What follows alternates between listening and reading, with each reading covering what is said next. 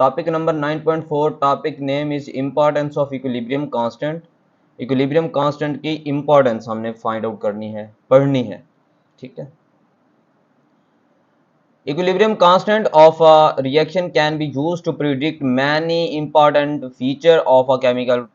It can be used to number 1 कौन सी application है इसकी? Determine the equilibrium concentration of equilibrium mixture knowing the initial concentration of reactant. Determine the equilibrium concentration of equilibrium. Determine the equilibrium concentration of equilibrium mixture, मतलब जो आपके पास equilibrium mixture है। अब equilibrium mixture कौन सा होता है? जिसमें वो स्टेट जिसमें रिएक्टेंट प्रोडक्ट में और प्रोडक्ट रिएक्टेंट में तब्दील हो रहे होते हैं, उसे कहते हैं equilibrium mixture. Knowing the initial concentration of reactant, लेकिन एक चीज आपको पता होना चाहिए जो कि इनिशियल कंसंट्रेशन है रिएक्टेंट की, वो पता होगी तो आप मिक्सचर की फाइंड आउट कर सकती हैं। Number 2 predict the direction of a chemical reaction. Chemical reaction की डायरेक्शन को समझने के लिए कि केमिकल रिएक्शन फॉरवर्ड जा रहा है या फिर रिवर्स है, ये फॉरवर्ड रिएक्शन है या रिवर्स है। ठीक है, इसे समझने के लिए भी क्या किया जाता है? लॉ ऑफ मास एक्शन को यूज किया जाता है। ओके, उसके बाद है प्रिडिक्ट द जी इक्विलिब्रियम कांस्टेंट कैसी है? हाँ, इक्विलिब्रियम कांस्टेंट कैसी है वो? Predict the strength of chemical reaction, chemical reaction की स्ट्रेंथ फाइंड आउट करने के लिए, मतलब इसकी हद क्या है। हद का क्या मतलब होता है कि ये रिएक्शन किस हद तक कंप्लीट हो चुका है, बाकी इसके अंदर कितने रिएक्टेंट्स मौजूद हैं और इसमें प्रोडक्ट की तादाद कितनी है। Number 4 D predict the effect of change in condition of a chemical reaction on the equilibrium state.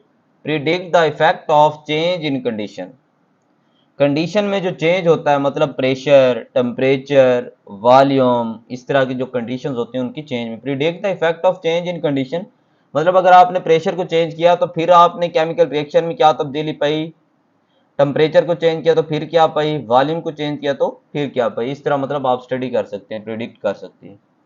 उसके बाद है you will learn about these feature in detail in grade 9, नहीं है।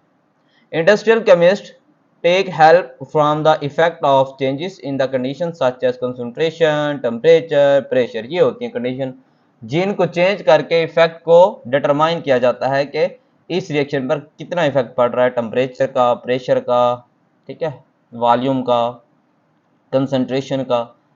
दे choose condition needed for the desired product, हर एक product के लिए जो डिजायर कंडीशन होती है उसे चूज किया जाता है। Nitrogen and oxygen are main gases of the air. Nitrogen और ऑक्सीजन दो मेन गैसेज होती हैं एयर की, हवा। They are effectively converted in large scale production of many important chemicals such as ammonia, sulphuric acid, etc. Ammonia is produced by the reaction of nitrogen with hydrogen. Ammonia किस तरह पैदा होती है?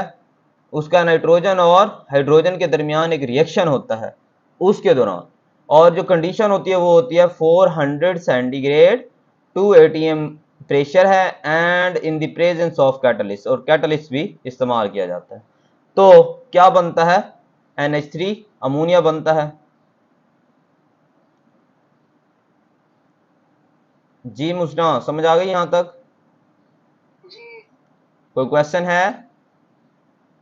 नहीं। This process is known as Haber process.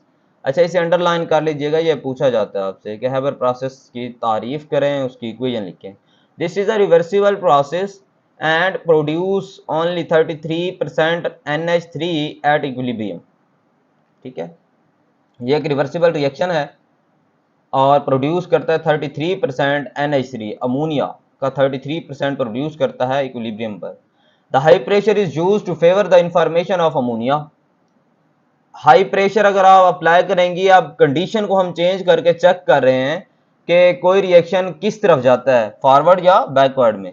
वो कहता है the high pressure is used to favour the formation of ammonia. Ammonia की फॉर्मेशन में फेवर करता है तो मतलब फॉरवर्ड रिएक्शन हुआ। then cooling the equilibrium mixture gives 98% ammonia. Sulfuric acid is produced on a large scale by contact process. ऊपर वाला जो अमोनिया होता है वो बनता है किससे? हैबर प्रोसेस से। सल्फ्यूरिक एसिड, ठीक है, सल्फ्यूरिक एसिड वो किससे बनता है? वो बनता है आपका कंटैक्ट प्रोसेस से। In this process sulphur is converted into sulphur dioxide. इस प्रोसेस में सल्फर जो होती है वो सल्फर डाइऑक्साइड में कन्वर्ट हो जाती है, जैसे S+O2 gives us SO2। Sulphuric acid तो H2SO4 होता है, तो यहाँ तो SO2 बन रहा है। बिल्कुल ठीक, H2SO4 होता है। बिल्कुल ठीक कह रही हैं आप, हम सल्फ्यूरिक एसिड बनाएंगे, ठीक है। सल्फ्यूरिक एसिड भी कंटैक्ट प्रोसेस से ही बनता है, और उसके लिए सल्फ्यूरिक एसिड के बनने के लिए SO2 का होना बहुत जरूरी है, ठीक है। अगर यहाँ पे मतलब उसने SO2 दिया हुआ है ना, तो आपने यहाँ पे लिख लेना है सल्फर डाइऑक्साइड, यानी SO2 की फॉर्मेशन, प्रोडक्शन ऑफ SO2, ठीक है। लेकिन अगर यहाँ पे उसने सल्फ्यूरिक एसिड लिख दिया है तो वो भी हम बना लेते हैं, ठीक है। ये आपके पास SO2 है, इससे आपने वाटर के साथ इसका कांटेक्ट करवाना है, पानी के साथ, H2O के साथ, ठीक है। तो ये बन जाता है H2SO4, H2SO4।